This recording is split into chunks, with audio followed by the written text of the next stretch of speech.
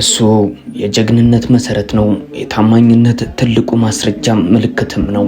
di Roma capitano bandiera campione d'Italia e campione del mondo እሱ ማለት ለሮማዎች ጣዖት ነው። ሜዳ ውስጥ የሚገባ የማይሸነፍ የማይረታ አስገራሚ ግላዲያተር ነው። እሱ ባለበት ሮማዎች ደረታቸውን ነፍተው ይቆማሉ። ሜዳ ውስጥ አንድ ላይ በብረት ይዘምራሉ። ጎል ካስፈልጋቸው ስለሱ ይጮሃሉ፣ ይናገራሉ። የጠየቁት ወዲያው ይደረጋል። እጅግ አስገራሚ ነው። ትክክለኛ ዓለማችን ያየችው ምርጥ 10 ቁጥር ተጫዋች እሱ ነው።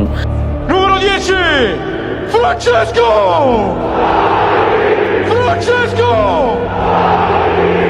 የሚያስገርመው እጅግ በጣም ለየት የሚያደርገው ወደሱ ፍልገውት የመጡ በር ያላንኳኩ ክለቦች የሉም። ራሱ የከተማው ተቀናቃኝ የሆኑት ኢንተር ሚላኖች፣ ላዚዮ፣ ናፖሊን ጨምረው በርካታ ክለቦች ወደ ሮማ አቅንተዋል። እሱን ፍለጋ አንኳኩተዋል፣ ጠይቀዋል፣ አረ እንዲያውም ለምነዋል። ነገር ግን ሊሳካ አልቻለም። በመጨረሻም ግን እጅ ሰጥቷል። ኢንተር ሚላኖች በተቀናቃኝ ቡድን ከሮማ ጋር ሲጫወቱ የራሳቸውን ደጋፊዎች ባነር አውጥተው አንተ የኛ ብትሆን ምን ያህል ታድለን ነበርም፣ እጅግ በጣም አስገራሚ ተጫዋች ነው ብለው አድንቀውታል። ላዚዎች በአንጻራቸው እንዳንተ የምንቀናበት ተጫዋች የለም፣ ብዙ ጊዜ ጠይቀናል፣ ተከልክለናል፣ እንዳንተ አይነት ሰው ቢኖረን ምን አለን ነበረ ብለው ለምነዋል። ናፖሊዎች ስለሱ ቆሞ አጨብጭበዋል። ሜዳው ሲጫወት ይገረማሉ። የሚሰራው ስራው ድንቅ ነው፣ እንደዚህ አይነትም ታማኝነት አለው ብለው እጅግ በጣም ብዙዎቹ ጠይቀዋል። በሚያስገርም ሁኔታ ዓለም በጉጉት የሚፈልገው ወደ እነሱ ለመግባት አይደለም፣ ኳስ ለማቀበል እንኳን ምን አለ እድል ብናገኝ የሚሉት የሪያል ማድሪድ ጋላክቲኮ ጥምረት ፍራንሲስኮ ቶቲን ፈልጎ መጥቶ ነበር። ነገር ግን ቶቲ ከሮማ ጋር ተጋብቷል።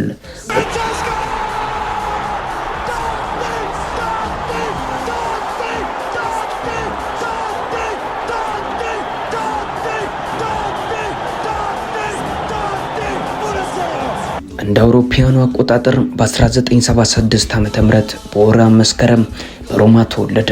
ከዛን ጊዜ ጀምሮ ለሮማ ቃሉን ሰጠ፣ ቃሉን አከበረም። ቶቲ 786 ጨዋታዎችን ሲያከናውን 307 ጎሎችን አስቆጥሯል።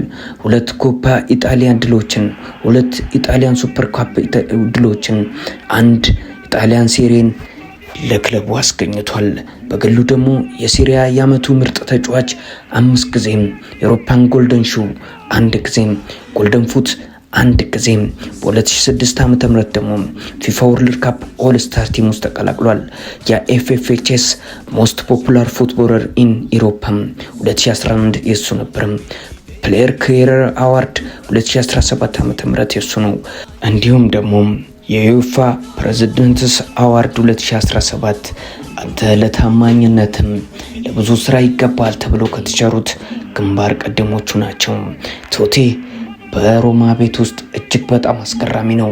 በአንድ ወቅት ባለቤቴን እንዲህ ብላችሁ ብትጠይቋት ትገረማላችሁ ይላል።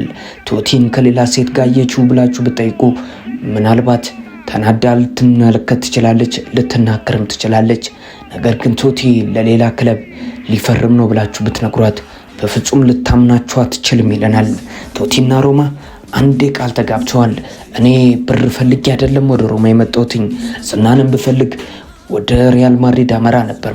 ነገር ግን ሮማን ለብሼ በዚህ ማሊያ ሲጫወት ከየትኛውም ጊዜ በላይ ደስታ ይሰማኛል።